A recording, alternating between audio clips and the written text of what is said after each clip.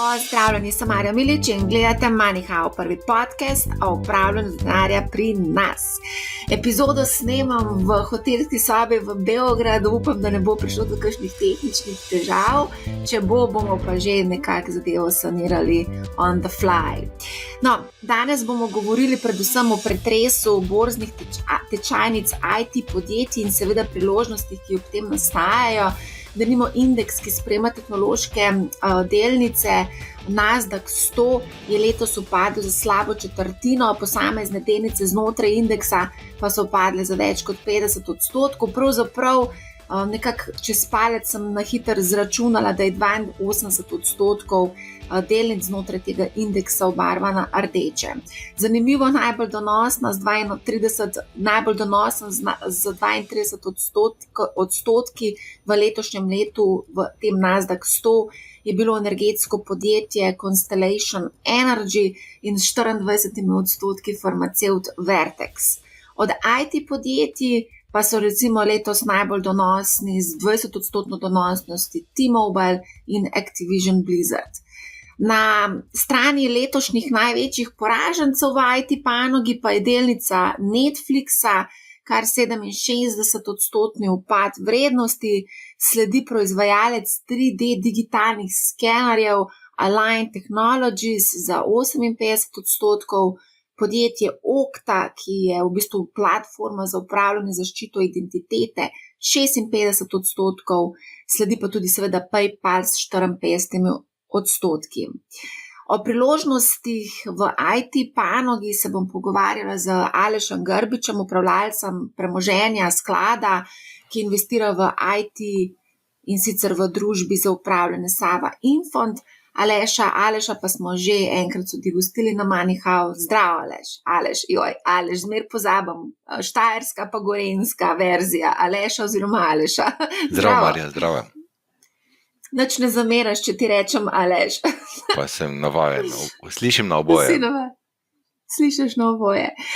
Da greva mogoče za začetek pogledati ali pa narediti en hiter sken, kaj trenutno se dogaja na finančnih trgih in ali ti seveda kaj preseneča vsem skupaj. Ja, kot kaže, je na finančnih trgih se je zgodila taka neka perfektna nevihta, ki je noben ni pričakoval, vse pa izhaja pač dejansko iz lockdownov zaradi pandemije, deflacije, globoke deflacije v tistem času in zaprti gospodarstev. In noben si ni predstavljal, da bo tak problem, ko se vsa gospodarstva naenkrat odprejo in kaj bo to pomenilo. In da so to tisti inflacijski pritiski, kateri smo vsi, moram povedati tudi jaz, podcenili in smo pričakovali, da bodo le prehodne narave. In vse verjetno bodo prehodne narave, ampak nismo pričakovali, da bomo imeli najvišjo inflacijo v zadnjih 40 letih in kaj vse to pomeni za vrednotenja delnic, še posebej tistih, ki imajo visoke stopnje rasti. Tu super je, da naredimo nek uvod v to, da imamo neko celovitejšo sliko in kateri so bili tisti glavni dejavniki, ki so premikali trge v letošnjem letu.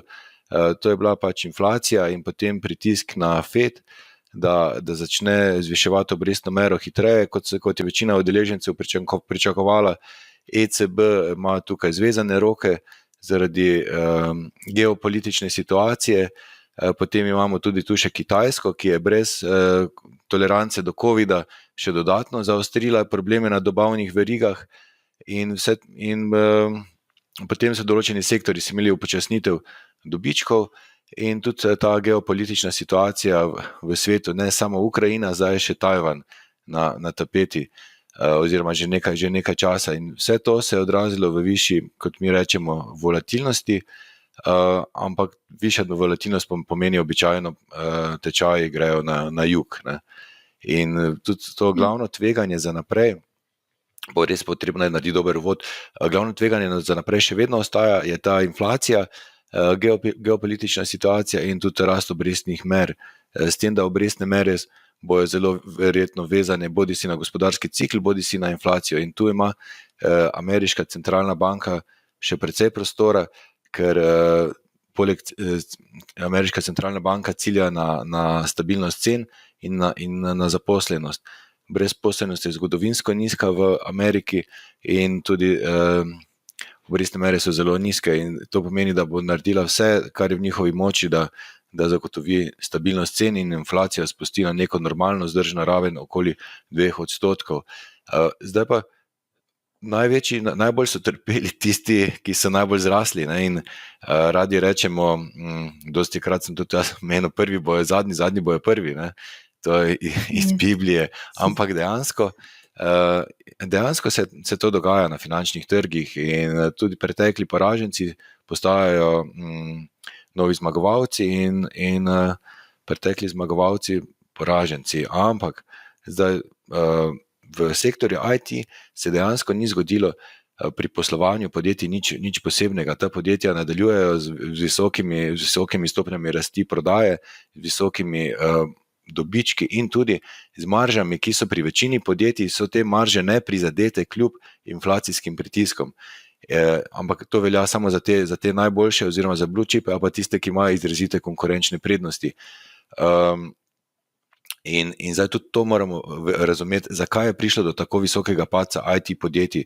Zdaj, če pogledamo, da je pri vrednotenju podjetij, je DCF oziroma metoda neto sedanje vrednosti tisti ključno orodje, ker imamo v števcu prihodnje proste denarne tokove, v imenovalcu pa imamo zahtevano donosnost, ki je sestavljena iz netvegane obrestne mere, katera se nanaša recimo na 10 let, na netvegane donose, to pomeni 10-letno državno obveznico in premijo za tveganje. In če rečemo, da premija za tveganje ostane nespremenjena, pa se spremeni obrestna mera iz 1,4 na 3,1%, si lahko predstavljamo, da tu nekje pride pri spremembi pri vrednotenju nekje 22% je te razlike in gre za bolj kot ne tehnično naravo tega prevrednotenja. Pri samih podjetjih se ni zgodilo nič posebnega in zanimivo, ampak dobro, da ne bom preveč govoril, ti predajam besedam. Ne, se sploh ni problem. Sam vsem zdaj, ko omenjaš seveda volatilnost, ko omenjaš poslovanje IT podjetij, da v bistvu ni bilo nekih dramatičnih, slabših rezultatov, marže so ostale približno tam, ker so bile, ne? Ampak po drugi strani pa opažamo zelo veliko nezaupanje oziroma pač nekako vlagatelji vsem se ne odločajo za investiranje v ta podjetja. Kaj je tukaj glavni razlog? Je to mogoče strah pred povišeno inflacijo, pred negotovostjo, pred tem, ko se konstantno omenja možnost nastanka oziroma da prihoda recesije, stagflacije, cel kup enih takih besed slišimo, ki niso, seveda, ki v bistvu nekako navdajajo s strahom vlagatelja. Tudi recimo danes zjutraj sem pogledala indeks strahu in pohlepa, to je pač en tak indeks, ki ga vedno pogledam praktično pred vsakim snemanjem epizode in spet smo v območju strahu, ne sicer izrazitega strahu, pa vendar. Ja, to je zanimivo, kako se sentiment vlagateljev spreminja in v tem prejšnjem pandemičnem obdobju nismo mogli verjeti, da lahko določena podjetja dosega, da se njihove cene delnic lahko tako povišajo. Tu recimo predvsem je treba pogledati takšne naložbe, kot so Zoom, Shopify, Delivery Hero, Zalando, torej vsi, ki so več ali manj bili povezani s poslovanjem od doma oziroma poslovanjem s potrošnikom, ki ne hodi več po nakupih po shopping centrih, ampak opravlja vse od doma. In tudi recimo PayPal je beležil zelo visoko stopnjo rasti števila uporabnikov, nekje 10 milijonov na četrtletje v tem pandemičnem obdobju. Sedaj pa PayPal, če bo imel srečo, bo dosegel 10 milijonsko rast na letni ravni. In verjetno so vlagatelji, razlaga je dokaj enostavna. Precej retail denarja je investiralo, ko so bili doma, so imeli tudi precej presežkov, predvsem v Ameriki so ljudje dobili visoke spodbude in postal je nek domači šport, pa nacionalni šport je postalo investiranje bodi si v delnice, bodi si v Web3 oziroma kripto. In retail vlagatelji so premikali cene delnic marsikaterih podjetij in ta podjetja so šla vrednotenja v neke ekstreme. In sedaj pa imamo drugo situacijo, ko se je sentiment popolnoma spremenil.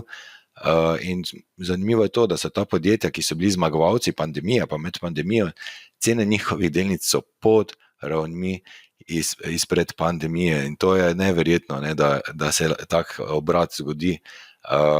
Seveda to gre večinoma za podjetja, ki nimajo izrazitih konkurenčnih prednosti, in njihov ta konkurenčni položaj ni stabilen. Drugače velja za podjetja, ki imajo izrazite konkurenčne prednosti, čeprav tudi pri njih so večji padci, tako kot recimo Salesforce, ki dosega skoraj 30% stopnjo rasti prodaje na četrtletje,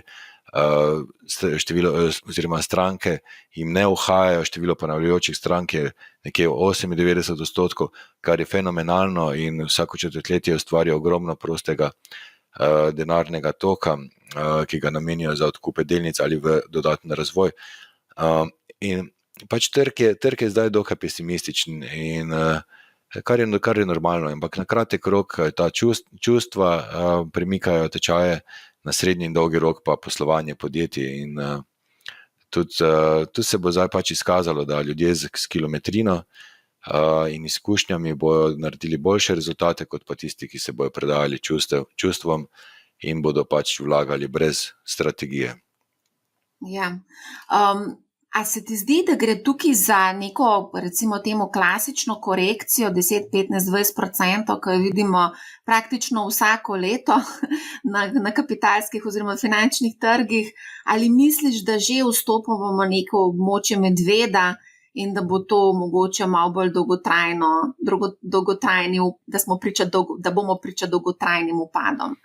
Ja, to je tako zelo nehvaležno vprašanje, ne? Sam se pač probam izogibati tem raznim stavam. Odkar recimo, da upravljamo sklade, je naše delo dokaj enostavno, mi smo pač samo navzgor, ne, in moramo biti ves čas polno investirani. Ampak sigurno je eno izmed bolj zanimivih obdobij, precej izzivi. Dejansko so vsi scenariji so odprti.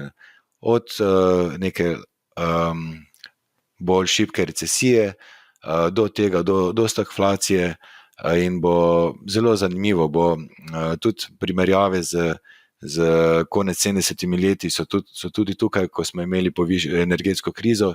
3 leta je ta energetska kriza trajala, povišana inflacija, in v tistem času so se zelo dobro odnesle energetske delnice. In tudi zdaj v tem obdobju so energetske delnice dobesedno eksplodirale. Če je cena nafte v zadnjih 12 mesecih se povišala za 65%, od junija leta 2020 za več kot 220%, in normalno, da so dobički tem podjetjem eksplodirali.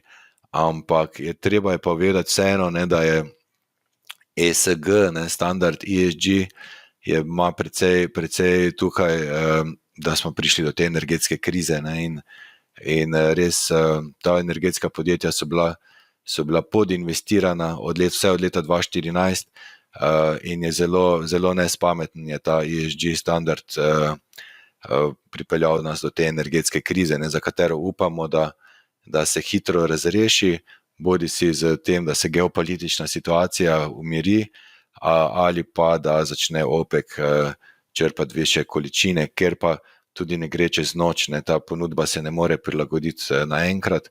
Predvsem so težave pri privatnih lastnikih, ker so lastniki recimo javne družbe, tam so lastniki zahtevali, da podjetja ne investirajo v razvoj dodatnih kapacitet, da pazijo na prosti denarni tok, razvijajo samo projekte z najvišjo maržo in čim več posojil vrnejo in čim več prostega denarnega toka izplačajo delničarjem preko odkupov lastnih delnic. Največkrat je to najboljša opcija za delničarje, in tu so zelo uspešna ameriška podjetja, in tudi ameriška energetska podjetja so najbolj zrasla, ker vseeno evropska imajo določene težave pri teh dobavah, oziroma stvar ni tako enostavna. Zdaj, že dvakrat se mi zdi, da smo zapored omenjali energetske delnice in pa surovinske delnice, seveda v kombinaciji z ESG-jem to nekako ne bo, recimo temu na dolgi rok vzdržno, se mi zdi, ne glede na to, da so ESG te principi postali pač nujna stalnica tudi v svetu investiranja, sploh pri institucionalnih vlagateljih, ne, se vsi ozirajo na ESG. Pa me zanima, zdaj nekateri menijo, da recimo energetske in pa oziroma surovinske delnice, da bi bile potencialno lahko zanimivo za neko daljše časovno obdobje, recimo 5 do 10 let. Kakšno je pa tvoje mnenje tukaj o tem? Ja, tudi ta scenarij je odprt, da bi imeli nek super cikl surovin in energije. Ja, to je vprašanje, ne, če želimo narediti prehod na zeleno energijo, je najprej potrebno začeti investirati vsaj 100-krat več v razvoj tehnologije. Drugače je tole samo neka prazna črka na papirju. Glavni problem je z zajemom električne energije, ki pride recimo iz proizvodnje vetrnih elektrarn ali pa sončnih elektrarn, in baterije zaenkrat ne omogočajo dovolj učinkovitega skladiščenja te električne energije. Če bi ta problem rešili, bi precej naredili, in tu verjamem, da mora biti precej investicij v te razvoj tehnologije. Hkrati imamo tu probleme, noben ne govori o trajnostnem razvoju znotraj zelene energije. Nisem zasledil, da bi že kdo začel reciklirati panele za pridobivanje sončne energije iz sončnih celic. In to je precej izzivov, in mislim, da se morajo resno lotiti tega problema, ne politično, ampak dejansko industrija, gospodarstvo se mora vključiti v ta proces bolj aktivno, verjetno preko visokih olajšav za visoke investicije. In zato jaz težko rečem, vse je odvisno recimo te geopolitike, kam se bo stvar razvijala. Hkrati pa imaš, če želiš ta zeleni prehod narediti in toliko električnih avtomobilov, imaš problem z surovinami, katere ima na svoji strani Kitajska. Zahodni svet, ne vem, če bo si lahko trenutno, če bo lahko imel dovolj teh surovin, da lahko naredi brez problema ta zeleni prehod. Tukaj si zdaj omenil razgradnja sončnih panelov. To smo tudi dejansko že omenili v eni od epizod, in sicer tvoj soimenjak Aleš Zupančič je omenil, da bi to znala biti v bistvu investicija prihodnosti, se pravi investiranje v podjetje, ki se prav s tem ukvarjajo. So pa to v bistvu neki konglomerati, ki se ukvarjajo z vsem živim, ne, se pravi, in vključno tudi z razgradnjo panelov. To je ena taka zelo zanimiva zadeva, o kateri bomo zagotovo še govorili. Daj mogoče, a lahko izpostaviš zmagovalce letošnjega leta, recimo, če govoriva o IT sektorju? Ja, pri IT sektorju je, da so pozitivne donose so dosegala podjetja, ki ponujajo storitve kibernetske varnosti. Tu so recimo so tudi določena manjša podjetja, ki jih iskreno povedano ne spremljam. Tu gre predvsem za Palo Alto, ki je imel nekje samo minus 2,7 donosa, ne. Potem smo imeli Fortinet z minus 8,1, zmagovalec pa je bil Checkpoint Software z donosom dobrih 11%. Medtem pa je ta severnoameriški indeks dosegel 20% padec, severnoameriški indeks informacijske tehnologije. Drugače pa imamo te zmagovalce na splošno, ne, pa so pač energetska podjetja, in to so bila vertikalno integrirani blue chipi, kot so Chevron, Exxon, EOG, ki so dosegali donose nekje med 46 do preko 50%. Med evropskimi pa je izstopal Equinor, ki pač njegov osnovni biznis je kombinacija plina in nafte, ne. Tudi Royal Dutch Shell je dosegel podoben donos, oba okoli 38%, ostali evropski so imeli občutno nižje donose. Zdaj, a veš, kako ljudje razmišljajo, ne, ko slišijo te lepe donosnosti, ki seveda niso garancije, da se bodo tudi v prihodnosti nadaljevali ti lepi donosni.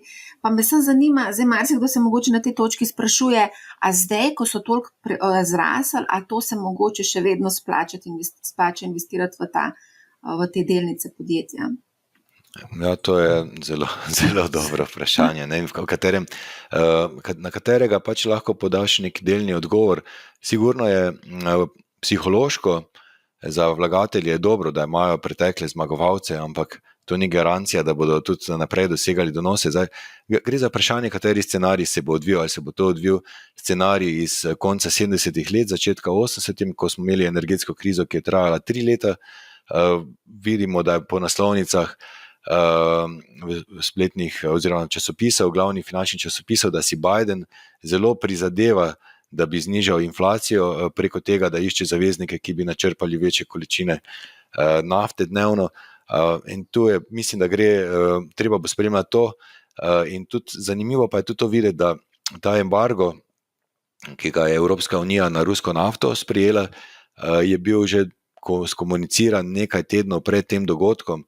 In to lahko pač razlagamo, da je precej premije za tveganje že vštete v cenah nafte. In tudi lahko, da bo tehnično, da je ta reli izčrpan, ampak vseeno zgleda, da se formira nek vzorec, ki pomeni nadaljevanje trenda, in bomo videli, če nafta gre preko 130 in ostane nekaj dni tam, potem verjetno gre tudi na 140 in više. Ampak, kot rečeno, vsa ta geopolitična situacija bo usmerjala ceno nafte in tudi prizadevanja Bidena, da pri zaveznikih Saudski Arabiji doseže nek kompromis. Ne. Ameriška podjetja imajo tudi dokaj zvezane roke, ker vseeno rabijo nekje 12 do 18 mesecev, da zaženejo, da povečajo kapacitete ali pa tudi kakšne projekte, da zaženejo.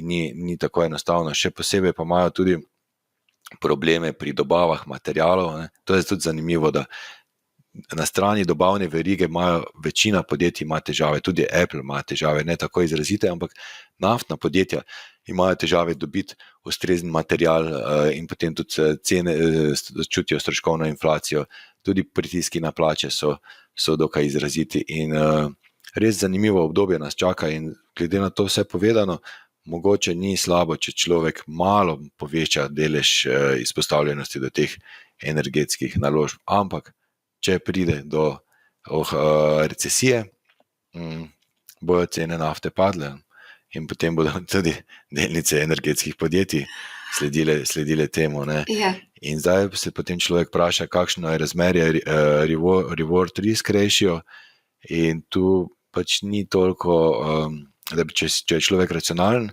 potem se težko odloči za povišanje deleža energetskih naložb.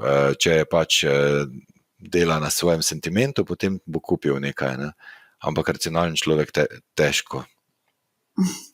Racionalen človek težko, ampak greva se vprašati, kaj pa recimo človek, ki je dolgoročni vlagatelj, varčuje za 20, 30 let, 40, a misliš, da bi kolikšen delež energetskih delnic podjetij, surovinskih bi bilo fino imeti v takšnem portfelju, recimo?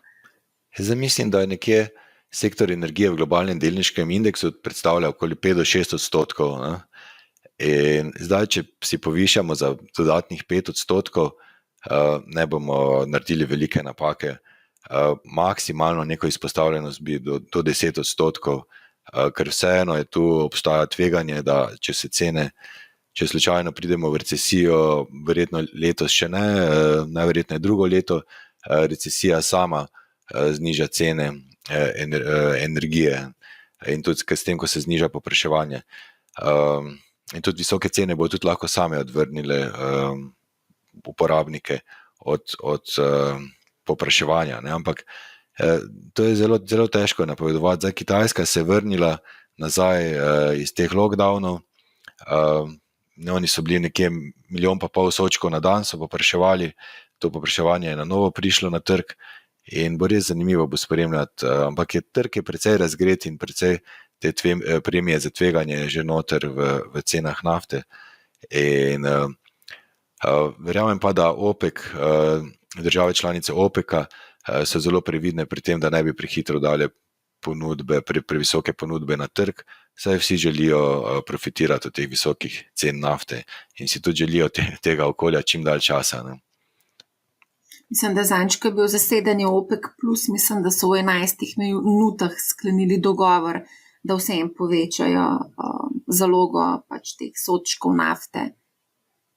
Ne? Ja, seveda se je povpraševanje, težko sledijo povpraševanju in to je edini zmagovalci tukaj, bo verjetno Severna Amerika, industrija shale gasa bo tu precej profitirala, ampak mislim, da ne bojo naredili te napake kot v prejšnjem ciklu, ko so imeli presežno ponudbo, ampak bojo zdaj pač res dobro tempirali, kakšna bo ta proizvodnja. In tudi res zanimivo bo videti, v kolikem času bo uspel prihod Evropi iz ruskega plina na severnoameriški plin. Verjetno bo tudi kaj plina prišlo iz Afrike, torej potrebno je najti alternativne poti oziroma alternativne vire in ustvariti pogoje za transport tega, kar pa po določenih podatkih ne bi se uspelo narediti prej kot 5 letih. Sigurno dodatno tveganje na strani energetske krize je, da če se konflikti v Ukrajini še zaostrijo in Rusija slučajno prekine dobavo plina preko teh evropskih plinovodov, potem ima Evropa zelo velik problem. Ne? In tudi si ne bi upal predstavljati, kaj to pomeni za evropsko industrijo, ne? Ko verjetno bodo dali prednost gospodinstvom pred industrijo.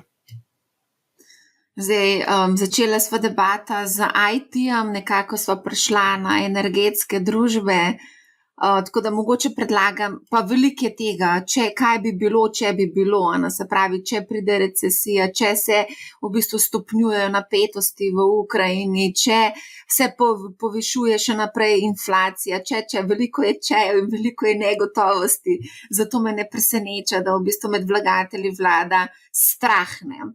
Ampak da greva se medva vrniti nazaj na IT oziroma konkretno na e-commerce, to mi je bilo zelo zanimivo, ko smo gledali, kaj se dogaja z objavo rezultatov. Amazon, Etsy, Shopify, delnice so dobesedno strmoglavle, Etsy 62, Shopify skoraj 70. Zdaj, ko smo v bistvu nekako izven tega, recimo koronskega obdobja, v obdobju post-korone, se mi zdi, da se tukaj že pozna nekako tudi ta želja ljudi potem, da želijo v fizične trgovine hoditi, ne samo prek spleta kupovati. Pa ja, tu je dejansko, gre za kombinacijo tega učinka, kot si že omenila. Drugi učinek pa je, da cena nafte in strošek transporta se je izrazito povišal in to je tisti glavni problem vseh teh, ki so e-commerce, ne? In zato pač je pritisk na marže. To je, zdaj ne vemo, kako dolgo bo ostala nafta tako visoko. Nekateri tudi govorijo o scenariju $200 za soček, da ne bi bilo nič nenormalnega, ampak jaz sem tu vseeno zmerni optimist, da bo recesija stvari postavila normalne okvirje, če ne letos, pač naslednje leto, in tudi višja cena nafte bi sama po sebi morala odvrniti ljudi od dodatnega povpraševanja. Ampak stvar pa je v tem, ne, da se je ta inflacija po celi verigi, če se nafta podrži, se podrži tudi plastika. Plastika se pa uporablja pri pakiranju in marsikje drugje. In ta vpliv ni enkraten, določeni imajo pač pogodbe, so to polletne, enoletne pogodbe z dobavitelji in potem, ko ti pridejo više cene kot tvoj strošek noter, pač moraš probaš preleviti to na končnega potrošnika. In to uspešno delajo podjetja, ki imajo močne blagovne znamke in inovacije. Oni nimajo nobenega problema preleviti višjih prodajnih cen na potrošnika. In tudi recimo proizvajalci hrane, pakirane hrane, so zelo inovativni in bodi se zmanjšujejo težo izdelka ali pa inovirajo, da pač razvijajo nov produkt, kateremu dajo višjo ceno in prenesejo te više vhodne stroške na potrošnika, ampak to so samo tisti z najmočnejšimi blagovnimi znamkami. Ampak zdaj recimo, ko govoriva o energetskih delnicah, vidimo, da so res lepe rasti. Ko govorimo recimo o e-commerce, vidimo, da so tudi zelo lepi upadi tečajev, ne. Zdaj, če izbiraš recimo investicijo za nadaljnjih, 10 let, ne, na katero bi ti stavil recimo, zdaj na potlačen e-commerce ali na mogoče lepe rasti energetskih družb? Ja, to je pač zaenkrat kratkoročno, sigurno imajo momente energetska podjetja. Mogoče je treba osvetliti eno resnico, resnica ni samo ena resnica. Obstajata ta dva sloga, value in growth. Ne? Ko so obrestne mere se zniževale, je slog growth prevladoval. Ne? In zadnje desetletje smo imeli ta investicijski slog growth, to pomeni podjetja z visokimi stopnjami rasti, so dosegala, njihove delnice so precej bolj rasle kot pa value slog. In value slog so pa pač podcenjene naložbe z izredno močnimi bilancami, nizki kazalci, price earning, price to book, bolj kot ne gre to za staro industrijo in tudi anemične stopnje rasti. Zdaj je prišel ta čas, ko so ti z anemičnimi stopnjami rasti, kot je sektor energije, surovin. Energija je postala v določenem momentu neke vrste utility, ne? Donosi so bili dokaj predvideni, načrpane količine so približno ostale enake in tudi ta energetska podjetja so se zelo dobro prilagodila nižjim cenam nafte, ki je od leta 2014 se gibala nekje od $60 do $70 za sodček, leta 2020 je prišla skoraj na nič oziroma na minus, ne, kar je fascinantno. In to pride obdobje, ko pač določena strategija bolje deluje. Ne, in zdaj čisto, da bi se odločil za value, pa raje izberem naložbe, ki imajo izrazite konkurenčne prednosti, nek uravnotežen portfelj, ker v enem obdobju ti bo delovala ena naložba, v drugem druga naložba. Tisti, ki jih je res strah, da bomo imeli hujšo energetsko krizo še in verjamejo v to, pač naj povečajo delež energetskih delnic. Tisti, ki pa verjamejo, da je pač to normalni cikl in se bo, glede na to, da imajo centralne banke precej znanja o obdobju iz konca 70-ih, začetka 80-ih in stagflaciji takrat, verjamem, da bojo zelo dobro skomunicirale do finančnih udeležencev, da dosežejo svoj cilj. Ne, ampak inflacija je zelo trdovratna, bomo videli. Ne. To je tisto ključno vprašanje, kaj se bo dogajalo z inflacijo. Vemo, da je včeraj so zahtevani donosi pri nemških 10-letnih preko 1,3, ameriških preko 3%. Imamo dejansko pokol na obvezniških trgih. To ne vem, če kdo govori. Obvezniški trgi so v letošnjem letu pridelali višji minus, kot so pridelale delnice. In vmerjeno v evrih so nekje globalne delnice samo dobrih 7% v minusu, kar ni nič. Ne. V dolarjih je slika drugačna. Pri obveznice, recimo en benchmark, evropski benchmark obveznic, kjer so večinoma državne, pa 70% državnih, 30% podjetniških, je nekje dobrih 11% v minusu. In tako podjetniške kot državne obveznice delijo enako usodo. In tu gre za res zgodovinski trenutek. Mi smo imeli 40 let padajočih obrestnih mer. To ne vem, če se v medijih kaj dosti piše. 40 let padajočih obrestnih mer. Prišli smo v območje, kjer so obrestne mere bile negativne. 2 leti negativnih obrestnih mer. Sigurno zaradi tega prihaja, to je mogoče bo povedal, bo odgovor na to, kakšen portfelj naj ima vlagatelj. Sigurno je prihajalo do ekscesov, da so v visoko tvegane naložbe ljudje nalagali s tem, ko so lovili donos. In spraševali smo se, kako se bo ta, ne bi rekel balon, ampak to stanje na obvezniških trgih končalo. Ne? In smo se spraševali, kaj bo takrat, kaj bo več padlo.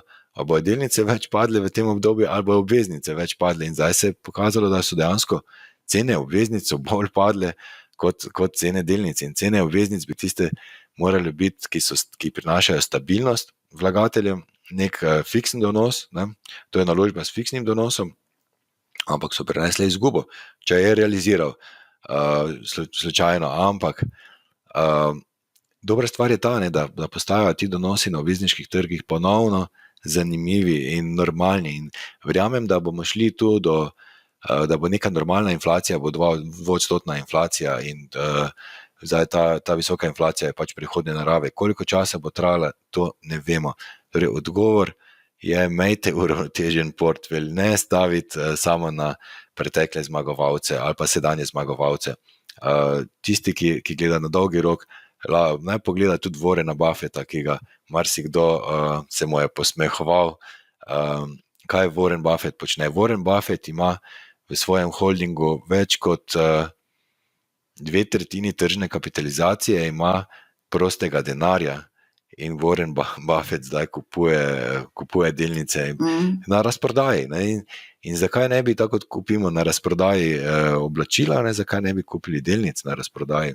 In tudi ena izmed zanimivih delnic je recimo njegov finančni holding, ki je na dolgi rok prinesel donos podoben globalnem delniškem indeksu, s tem, da ne izplačuje dividend, odkupuje pa lastne delnice, ko pride nekje na 1,2-kratnik knjigovodske vrednosti. In če človek takrat kupuje, ne more kaj bistveno zgrešiti, ne, ker vseeno vlaga v finančni holding enega najbolj uspešnih upravljavcev zgodovine. Oziroma, bi rekli pač, ja, najbolj uspešni, ki ima tudi določene, ki ne kupuje, ki nima samo dealov, ki jih imajo navadni smrtniki na mizi, ampak pač ima prioriteto pri določenih poslih. Če se spomnimo, kako je lahko kupoval delnice ameriških bank v finančni krizi pod posebnimi pogoji, navadni retail ali pa navadni institucionalni investitorji teh pogojev niso imeli na razpolago. Warren Buffett je trenutno, seveda zdaj kupuje na veliko, je na shopping spreju, po domače povedano. Dajva za konec mogoče samo še povedati, kaj se dogaja z korelacija Nasdaq, Bitcoin, to je tudi ena taka zanimiva zadeva. Sta kolerirana še vedno, mislim, na zadnje, ko sem gledala, je bila kar precej visoka koleracija, mislim, da 0,8, nekaj vmes za en kratek čas nista bila kolerirana. Od leta 2018, mislim, da januarja 2018 so institucionalni vlagatelji imeli možnost, da preko čikaške blagovne borze trgujejo s terminskimi pogodbami na Bitcoin. Takrat se je nekako začel vstop teh večjih institucionalcev na ta trg in več kot je teh tradicionalnih institucionalcev iz finančnih trgov, iz klasičnih finančnih trgov, bolj sta korelirana ta dva premoženjska razreda oziroma ti,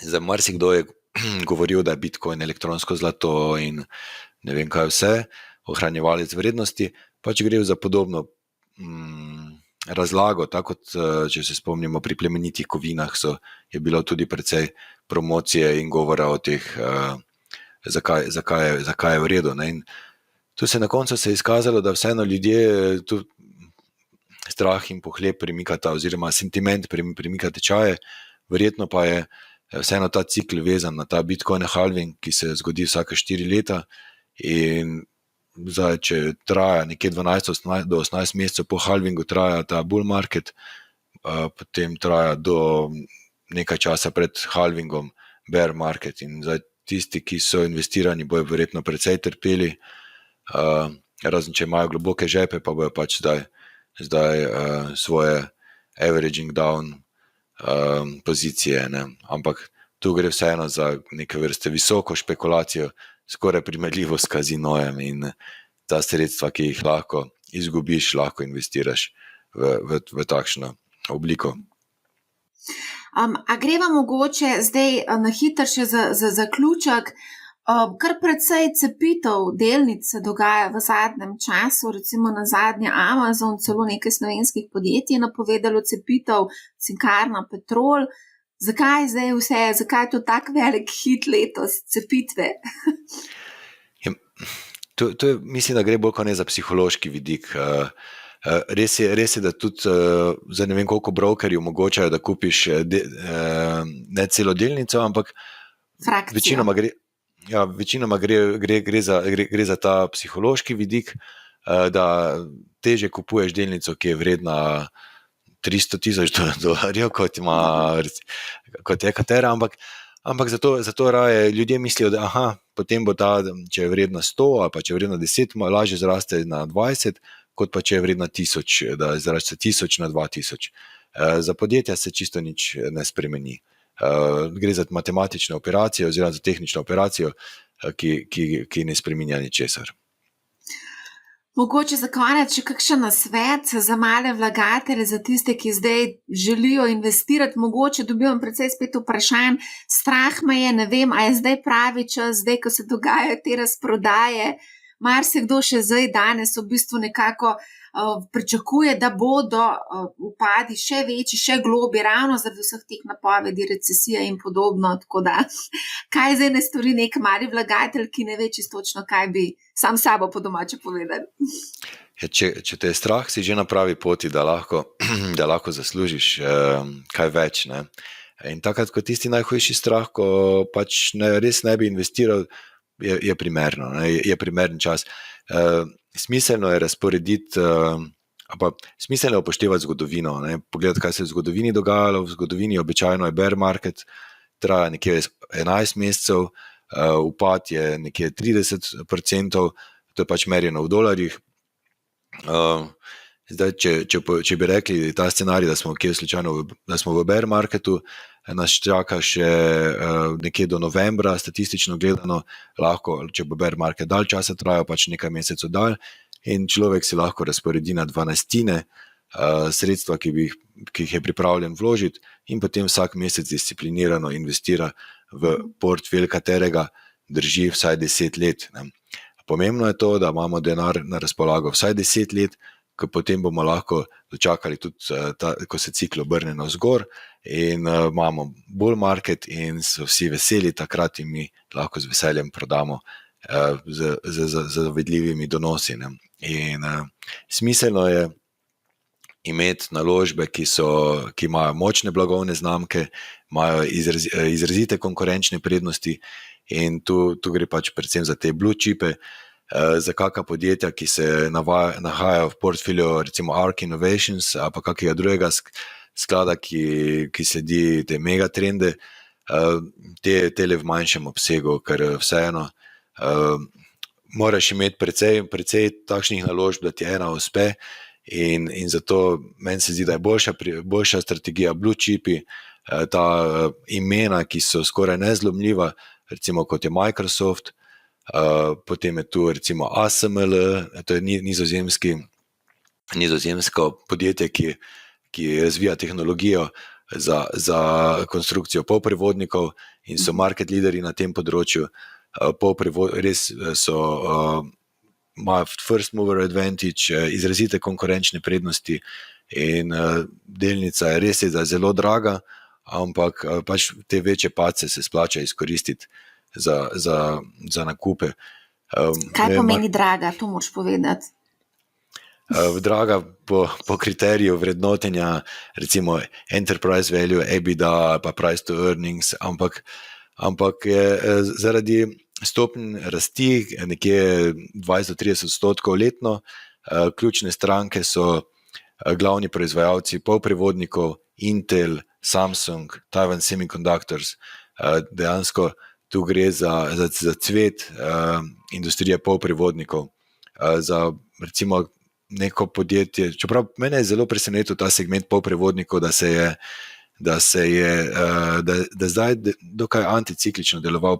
Prej v preteklosti je bil zelo sezonske narave, pa tudi zelo cikličen. In zdaj, ko se odvija proces robotizacije in avtomatizacije proizvodnje vse posod po svetu in tudi vpeljave polprevodnikov oziroma tudi avtomatizacije v medicini, je to povpraševanje dokaj stabilno in prihaja, ravno to je tisti razlog, zakaj je prišlo do pomanjkanja čipov in za avtomobilsko industrijo. Avtomobilska industrija ni verjela, da se lahko zgodi, da ne bo več mogla naročati oziroma vrednotila oziroma upravljala zalog just in time, ampak prišli so dodatni kupci, ki so pokupili vse te polprevodnike in običajno je treba zdaj čakati pol leta, pa 3 mesece, da prideš do materijala.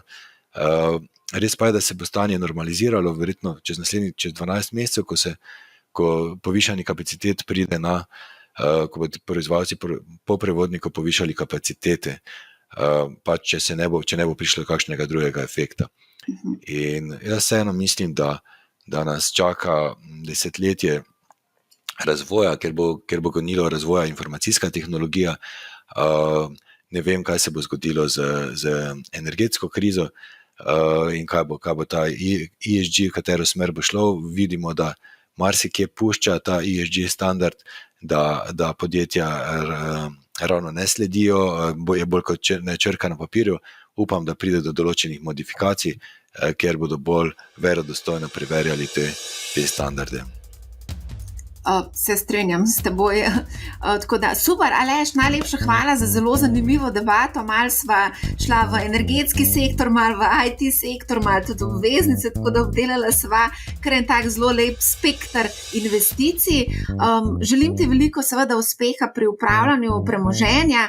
Nekaj podjetij si omenil, predlagam, da te tikarje teh podjetij tudi objavim v opisu epizode, da bi si pač poslušalci in gledalci lahko malce bolj poglobljeno pogledali vse te predloge oziroma pač to, kar si komentiral.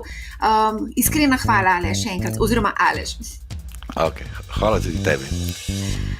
Evo, tako, če boste imeli kakršnokoli vprašanje, mi prosim pošljite na marja@money-how.si. Še enkrat, kakršnokoli investicijo pravite domačo nalogo, razmere trenutno so zelo razgrete, negotovost je velika. Ne investirajte, če niste prepričani, da ste sposobni v bistvu nekako vzdržati ta pritisk. Upadi tečajev so lahko še globji, seveda po drugi strani pa imamo lahko tudi določene zmagovalce, vedno so zmagovalci in poraženci v dobrih in slabih časih. Tako da poslušajte Money How, ne bo vam žal in lep pozdrav!